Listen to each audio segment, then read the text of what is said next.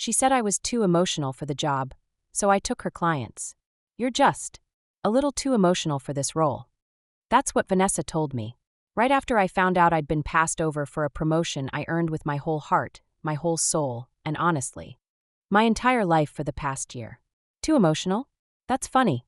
Because I wasn't emotional when I stayed late to fix her mistakes. I wasn't emotional when I managed the impossible deadlines she promised without checking with me. And I definitely wasn't emotional when her favorite client called me their lifeline. But sure, let's blame my feelings. Let's blame my empathy. Let's blame the fact that I actually cared about the people I worked with, clients included. Funny thing though, empathy? It builds loyalty. And while Vanessa sat up in her glass office thinking that emotional meant weak, I built something she didn't even realize she was losing. Trust, respect, relationships, with every single client that mattered most. So when I left, I didn't have to steal her clients. I didn't have to poach them. I didn't have to beg. They followed me, willingly, quietly. And Vanessa? Vanessa was left sitting at her desk wondering why nobody was returning her calls anymore. My name's Erin, client success manager at one of those sleek, trendy marketing firms that talks a big game about culture but burns through people like printer paper. And me, I was one of the good ones. Hardworking, consistent, quiet, but not because I didn't have ideas. Quiet because I knew how offices like this worked. You keep your head down, you handle your business, and eventually, good things come. At least, that's what I believed for a long time. Vanessa? She was my boss, director of client relations. The queen of smiling in your face while twisting the knife behind your back. Polished, perfectly dressed. The kind of woman who turned compliments into weapons. You're such a hard worker, Erin. I just worry you take things too personally. Translation? You're doing all the work. But you'll never sit at my table. I stayed late without complaining. Cleaned up client messes she caused. Jumped in when she forgot to reply to important emails. And the clients loved me for it. They didn't see Vanessa at 7 p.m. when there was a crisis. They saw me. Me, pulling strategy out of thin air. Me, walking nervous clients back from the ledge. Me, staying calm while Vanessa circulated at networking events for Instagram clout. I wasn't flashy. Wasn't political. Didn't care about being the loudest voice in the room. I cared about doing the job right. About people. About relationships. About building trust the slow, quiet, real way. And for a while, it worked. Until I dared to ask for a promotion. Until I dared to want more. Until I dared to step out of the quiet corner Vanessa liked keeping me in. And that was when I saw her true colors. Because nothing scares a mediocre boss more than a quiet woman ready to own her power. Before I knew, I thought Vanessa respected me. Not admired me. That's not how people like her operate. But respected me? Sure. I handled the messy clients. I handled the difficult projects. I handled the impossible deadlines she promised without checking with me first. And every time I pulled it off, she smiled that tight little corporate smile. What would I do without you, Erin? Spoiler alert, she was about to find out. For a while I was content, building client relationships, learning their businesses like they were my own, being the person they called, not Vanessa, when something really mattered. I was never chasing clout, never chasing titles, never chasing attention, but what I was building was trust.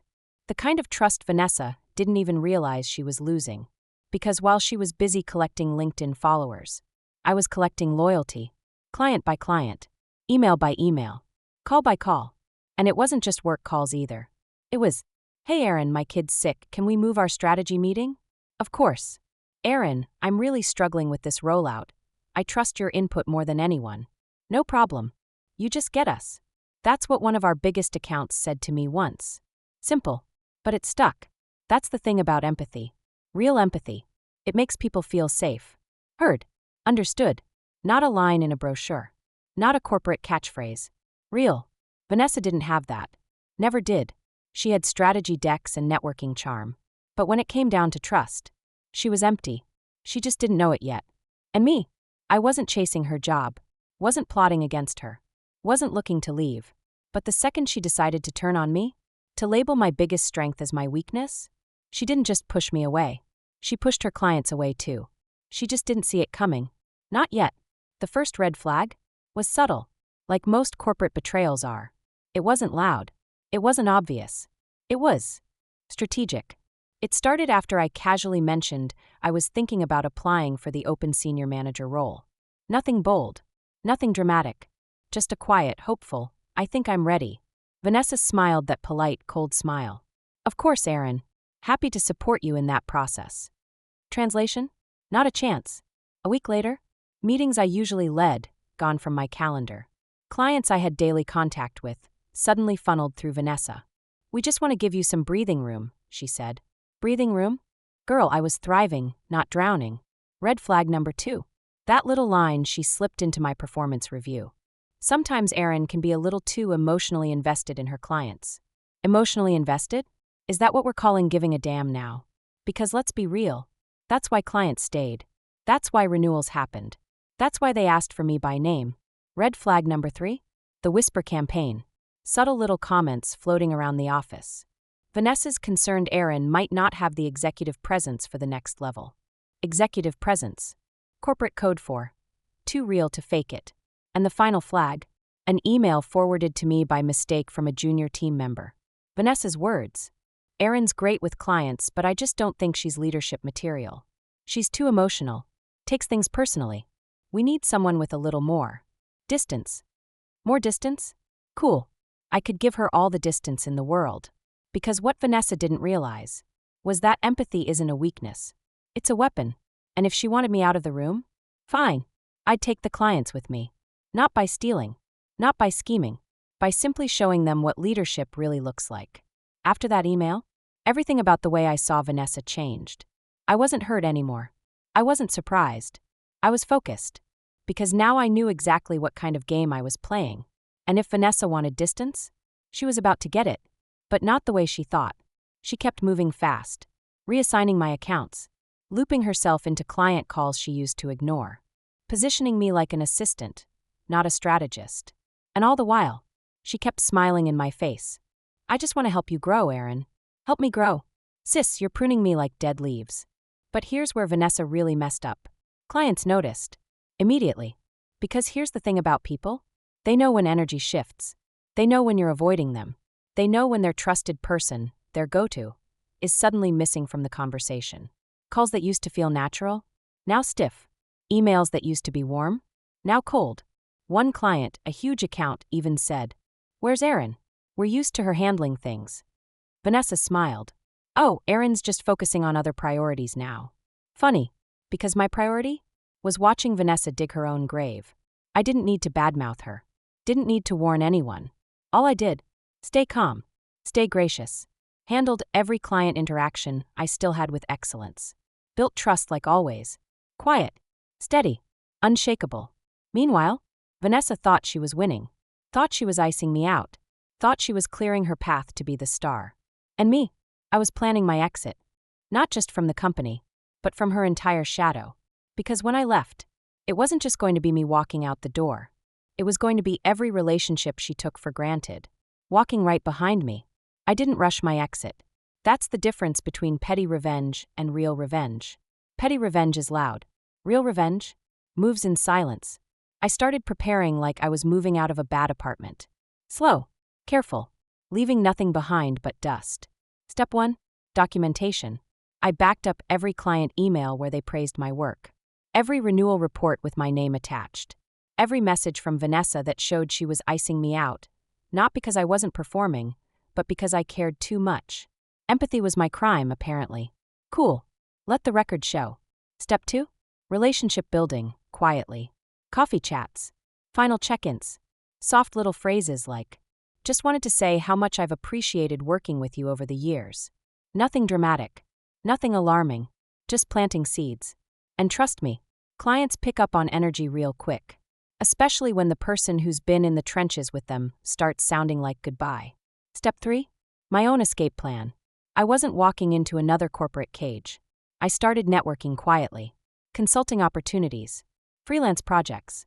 Anything that would let me take what I built and leave the politics behind. And wouldn't you know it, every single person I reached out to said the same thing. "Erin, if you ever leave, please let us know where you land."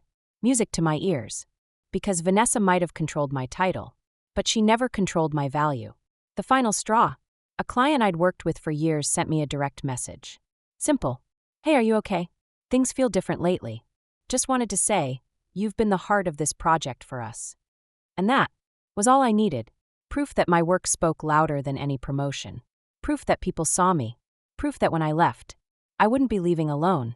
I'd be leaving with something Vanessa couldn't steal. Respect. Trust. And in this business, that's everything. The day I gave my notice, I was calm, quiet, unbothered. Exactly the way revenge should feel. I booked a short meeting with Vanessa. No subject line drama. No warning signs. Just a polite little, "Hey, do you have a quick minute to chat?" She smiled like she always did, tight, practiced, corporate perfect. "Of course, Erin. What's up?" "Oh, girl. Everything. I kept it simple. I've accepted another opportunity. My last day will be 2 weeks from today." The pause was delicious. She wasn't expecting it. Not from me. Not from her quiet, too emotional little employee. She blinked. Once. Then twice. "Oh, wow. I didn't realize you were looking." Of course she didn't. Because people like Vanessa think the ones they underestimate will always stay put. Spoiler alert? We never do. She tried to recover. "Where are you going?" "Doing what?" I smiled. "Just moving on to something that aligns better with how I like to work." Translation? Away from you. But the real beauty came in the days that followed. That's when the calls started. Not to me. To her. Clients finding out. Clients not thrilled. Clients asking questions like, "Will Erin still be on our account? Who's replacing her? Can we follow her to her new firm?" Vanessa's nightmare was coming true. Not because I stole anything. Not because I badmouthed her. But because when you build real relationships, people follow you. Not the company. Not the brand. You. By the time my last day rolled around, Vanessa was scrambling, firing off emails, setting up transition calls. And me, packing up my little desk, smiling, because she thought calling me emotional would break me. Turns out, it built me into someone she could never replace. After I left, it didn't take long for things to fall apart. Quietly. Perfectly. Exactly how I planned. See, Vanessa thought clients were loyal to logos, to contracts, to company names stamped on slick presentations. But clients are loyal to people. The ones who show up for them when everything goes sideways. The ones who know their business like it's personal. The ones who answer emails at 7 a.m. without an ounce of attitude. People like me, not people like her. The first call I got, from a client I'd worked with for years. "Hey, just wanted to check in. We'd love to stay in touch. If you're ever available for consulting work, please call us first." The second message? Similar. The third? Even better. "Vanessa told us you'd moved on. Honestly? Good for you. Just let us know where you land." Meanwhile, Vanessa was over there scrambling, spinning stories, trying to slap together fake enthusiasm about new account managers who didn't know these clients from a stranger on the street. And you know what happened next? Clients started walking. Slow at first. One here, one there, until it became a pattern. A client I once saved from a huge crisis sent me an email I'll never forget. "Vanessa said you were too emotional for the job." Then right underneath it? "Funny, turns out that was exactly what we needed." Phew. Say less. The company tried to recover, tried to restructure, tried to beg people to stay. But once trust is gone, it's gone. Doesn't matter how many team retreats or polished apology emails you send. People remember who showed up for them. They remember who cared. They remember who made them feel seen. And me, I wasn't bragging, wasn't posting online about it, wasn't rubbing anything in Vanessa's face. I didn't need to. The results spoke for themselves.